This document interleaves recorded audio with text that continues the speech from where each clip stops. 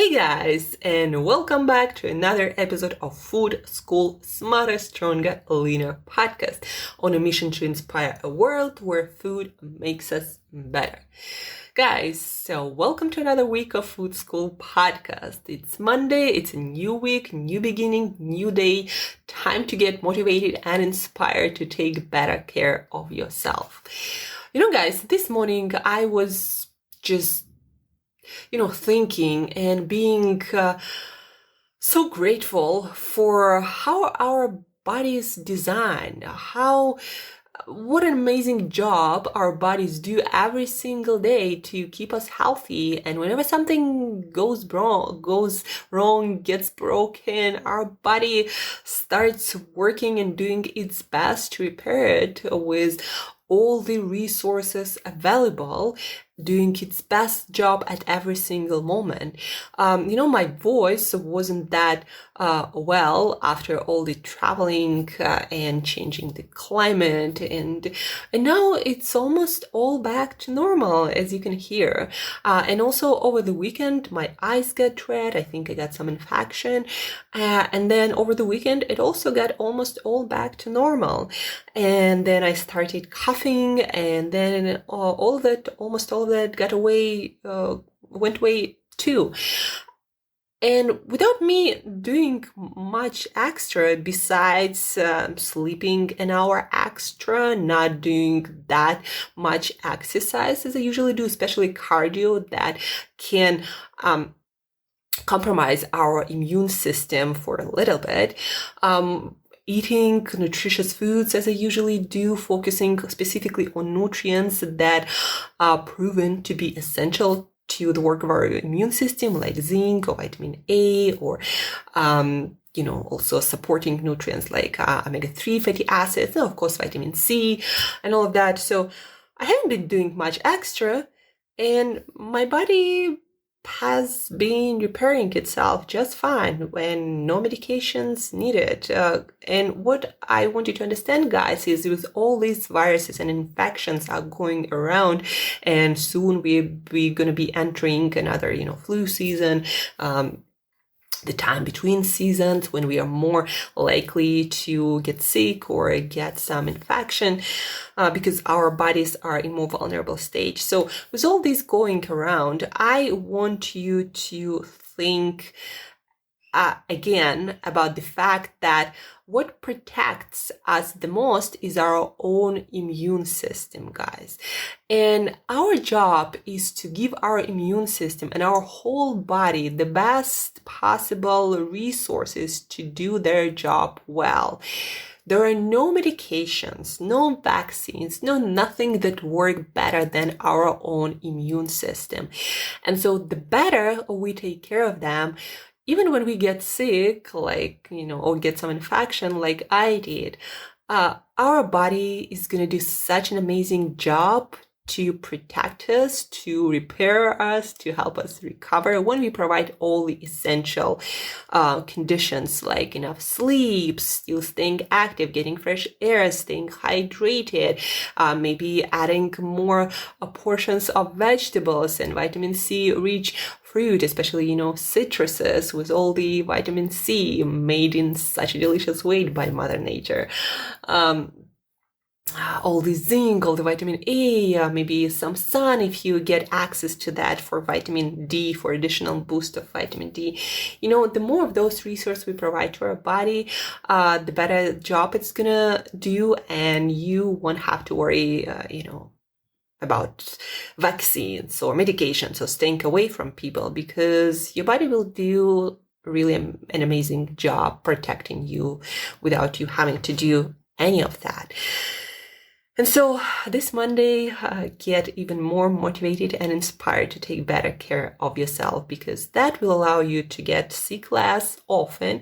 If you do get sick, you're going to recover much faster, and you're still going to have a lot of energy, and you'll be able to dedicate more time and energy towards what's meaningful in your life and towards enjoying your life more. So that's all worth it.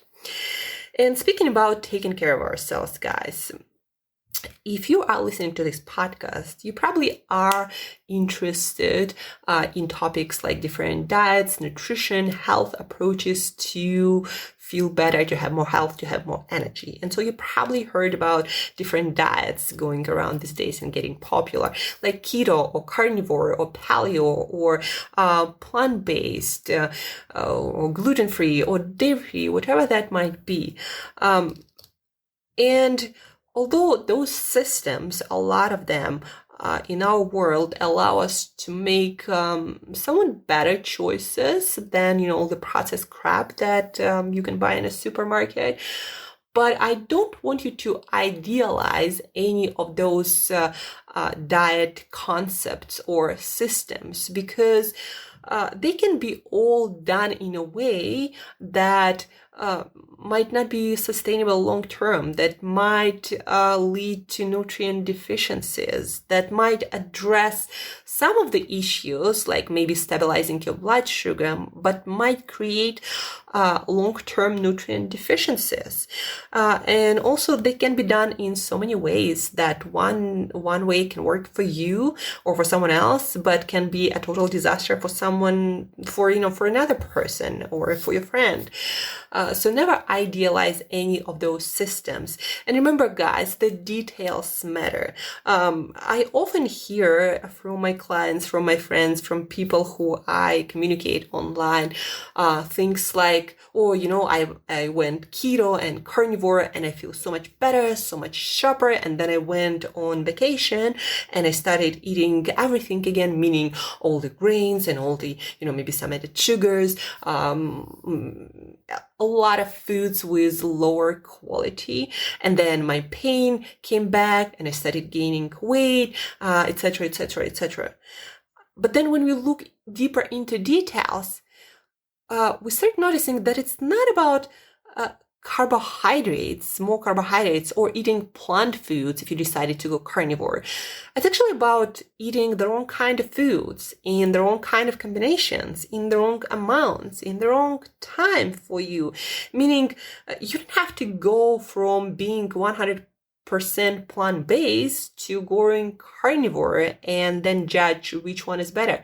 Maybe you just eat all of the foods, plant and animal, but exclude foods that don't work for you specifically. What I mean by that, for me personally, what I noticed through years of practice and research, some plants don't work, like grains. I never eat grains of any kind because they make me feel worse and I do gain weight and I do feel more sluggish. But if I eat my carbohydrates from fruit or properly cooked and soaked beans or things like sweet potatoes, my body has no negative reactions to the amount of carbs in those foods. So it means that my body has nothing against plants or animals. Like, for example, dairy also doesn't work for me no matter what quality. I tried all of it.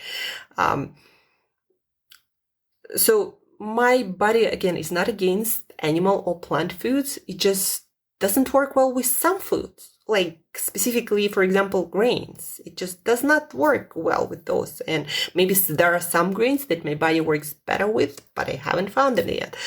And so when you hear anyone, or maybe you yourself, doing those experiments, you feel better on excluding certain food group. Like maybe you decided to go carnivore or close to that, but maybe you don't need to. Or maybe you need that for a period of time, but it doesn't have to be for your whole life. Like for me, sometime I had to spend without too much plant foods because my gut just wasn't in the place able to handle that by my prior not so well designed dieting experiences, right? But then now that my gut feels totally fine, I eat a lot of different fibers from beans and pulses, from fruit and from cruciferous vegetables, and my body is doing just fine. Actually, it's getting better and better.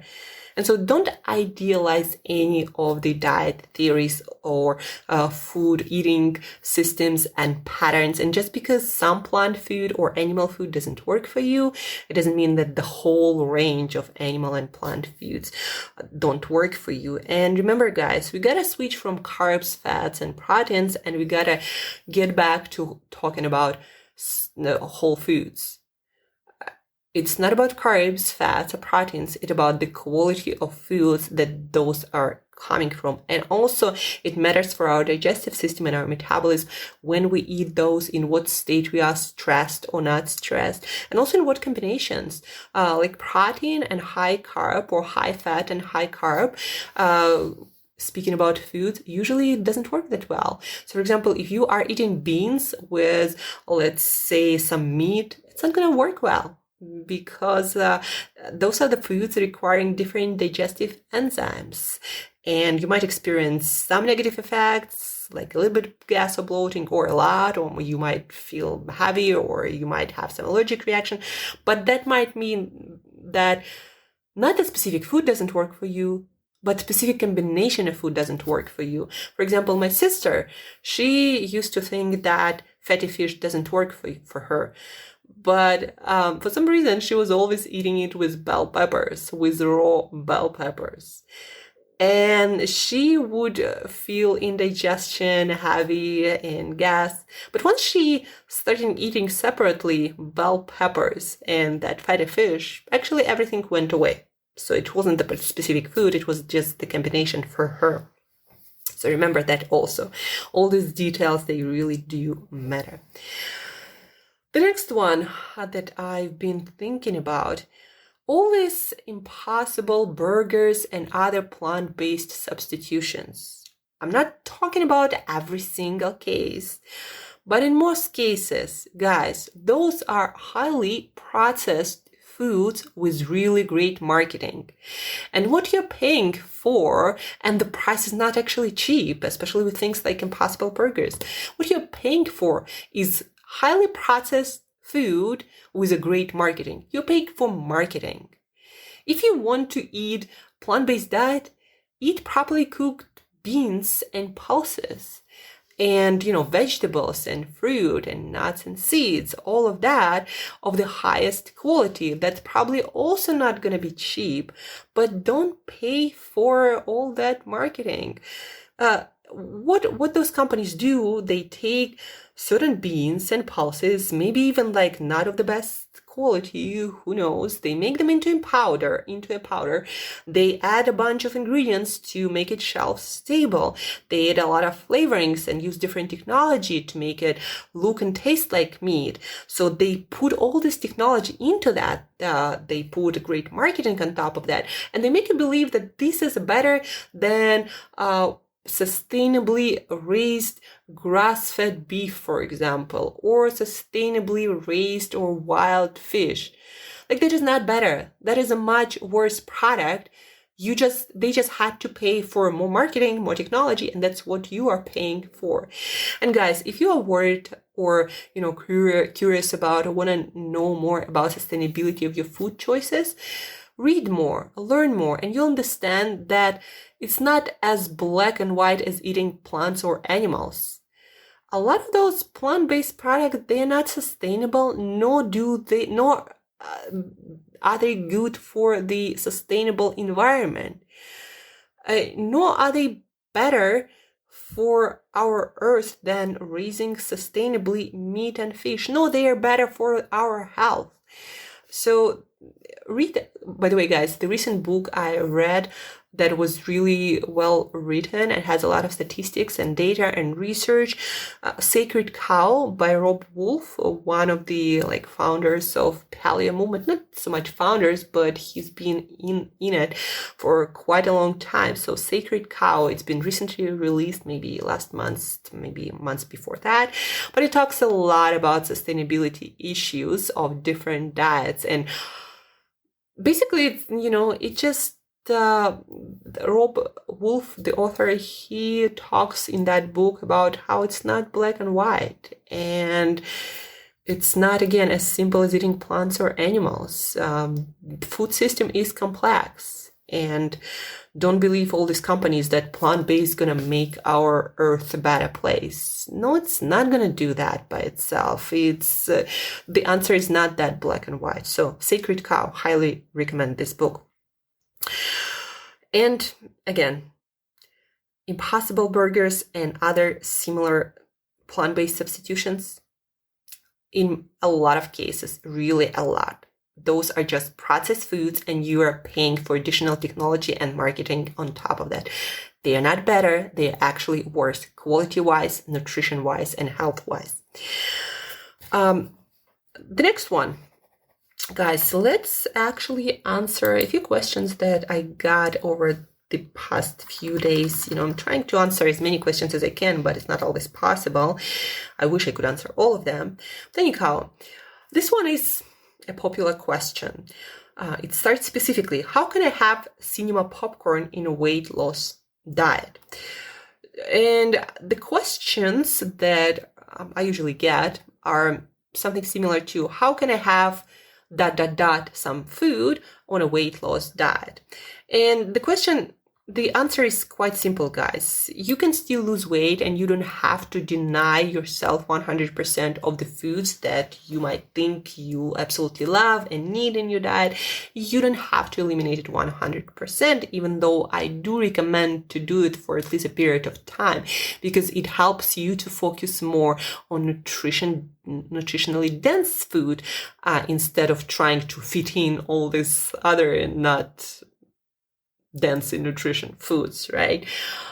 Because every time you eat something nutritionally poor, some processed food, maybe you're not eating something healthy, and that leads to nutrition deficiencies and different diseases and problems maybe with weight, with metabolism. So it's the displacing part of it that is very dangerous, not so much the act of eating, a little bit of sugar, a little bit of this. But most people, we're the creatures of black and white thinking, because it's easy to maintain that. That's why people tend to usually either eat a lot of processed food or not at all. Not that it's impossible to have a little bit in your diet and still stay healthy and fit. So anyhow, my advice is, in order to fit in some of those foods like cinema popcorn or whatever that might be, you gotta focus on overall healthy lifestyle, sleeping well, being active, stress management, etc. You gotta focus on overall healthy diet, covering all the vitamins and minerals and everything that your body needs. And then if you are trying to lose weight at the moment, you need to be in a caloric deficit, guys. Some people say, well, on this diet, I don't have to. No, you do have to. It just on some diets, it's easier for you. In most cases, caloric deficit is not everything. Quality of food matters, your lifestyle matters, everything. But on a successful and effective weight loss diet, you almost are always in a caloric deficit. In some way or the other, meaning maybe you think you're not, but because you started to eat, for example, whole foods, your body has to spend more energy on processing those foods, and you end up being in caloric deficit without thinking about that too much. So again, healthy lifestyle, overall healthy diet with adequate nutrition, and you got to manage your portions and the amount of food. So if you want to have your popcorn, just find the brand that doesn't have added sugars, that doesn't have any added oils. Bring it with you to the cinema, maybe some air popped popcorn that is becoming popular without any added fats and sugars, and manage your portions, and that can be totally okay part of a weight loss diet. And air popped popcorn even has some nutrition. I actually didn't look much into that, but it's still corn. It does have some nutrition. It's not the most nutritious foods on the planet, of course, but it can be totally fine on a healthy weight loss diet. So that's about popcorn. And then another question that I'd like to share with you the answer for. What's the best way to restore gut health after being on keto for a year? I wrote a whole article about that. The link you can find in the show notes, guys. And I've been on a keto diet most of the time for about 6 years. And now I'm not really, but I do fast a lot, so I'm in a state of ketosis probably often. I've been on the diet mostly, I guess, to heal my gut and my metabolism and my relationship with food. That helped with that. But that being said, on a keto diet, we usually do not consume enough fiber to maintain a healthy diversity of gut bacteria, and we have more gut bacteria organisms in our gut more than human cells. So that's kind of a big issue, guys. If you have something as big as that, and we have about 3 pounds or 1.5 kilograms of that in our gut, that's kind of a big issue. And people who say it's not, they're not very scientifically based people. So anyhow, that thing in our gut is important, those gut bacteria. And a keto diet and carnivore diet, we don't consume enough certain prebiotic fibers like resistant starch, the whole variety of different fibers that our gut needs to thrive and helping us to thrive. 90% of our serotonin is in our gut, 90% of our immune system is in our gut. Like a lot of important stuff is happening in our gut. And so we need to provide those different fibers to maintain great gut health and overall great health long term. One of the features, for example, health features of people who live to 100 and longer without too many, diseases and malfunctions of the body, without any medications, etc., is that they have really great gut health. The gut health that you can compare to a 30-year-old, basically to myself, for example. So their gut bacteria is in the same state as mine. And they maintain it over their whole life by eating a lot of fiber-rich foods. And that is across the board the feature for all centenarians, people who live to 100 and more. And people saying that is not important, eating fiber is not important, those are people usually in their 40s, 50s, and they say, oh, I'm in such great shape. Well, 50s is not, it's not 100. Go for 50 years without fiber, and then we'll see what it's going to look like. For what we have now, the evidence from people who actually live to 100, we think that fiber is important. And so how you can restore your gut health after being without fiber for a while, like for example, on a keto diet or carnivore. I, again, wrote a whole article about it. And for the past, 4 or 5 months, I've been working on my gut health, eating more fiber. And I lost weight eating more carbohydrates, and I feel better, and my energy levels keep rising. So a lot of good things are happening. And what did I focus on? Really 2 things. There are more details in my blog, but really 2 things. Eating more fibers, specifically prebiotic fibers like resistant starch, and basically fibers that our gut bacteria loves to eat, creating different compounds beneficial to our health. Again, resistant starch you can find in cooked and cooled potatoes, green bananas, leeks and onions and garlics and Jerusalem artichokes and mushrooms. There is a whole range of those foods. Eating more fiber in general, like 30-40 grams a day. Eating my beans also have a lot of resistant starch. And adding probiotic foods every single day. So I'm eating my sauerkraut, 10-15 grams. You don't need a lot. Also taking probiotic for a couple of months. I was taking specific probiotic that has this outer structure that helps to protect it from our digestive processes to make it all the way to our gut. And then, of course, healthy lifestyle. And that's what I've been doing, and it seems to be working. In our gut, guys, it can be restored quite fast when you really focus on eliminating all the stuff that can damage it, like unhealthy fats or processed foods or different toxins that can be in processed foods and in our environment. So eliminating all of that, making sure you manage your stress well, you have a healthy lifestyle, sleep, exercise, and focusing on eating more fiber and specifically prebiotic fibers. So that's how you can restore your gut. Again, the link to my article about that in more details with examples of foods and my food diaries with micros and macros, you can find in the show notes the link to this blog. And that's about it, guys. That's what I wanted to focus on today. If you missed something and you would like to listen to this episode, please do so. Repetition is the mother of skill. That's how you remember better, and then you usually start practicing it better. Don't forget to share this episode with one another person who's going to be equally excited to hear that. Listen to this episode together and then talk about it, discuss it, and share it with other people and practice together.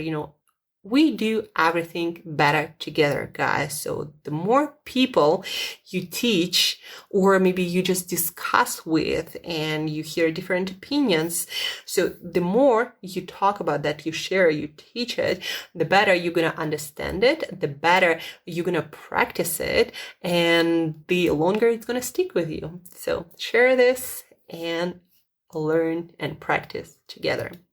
Thank you guys for tuning in. Thank you for listening. We are going to have more amazing, exciting, and interesting food conversations this week, so stay tuned. Until next time, as usual, eat better daily.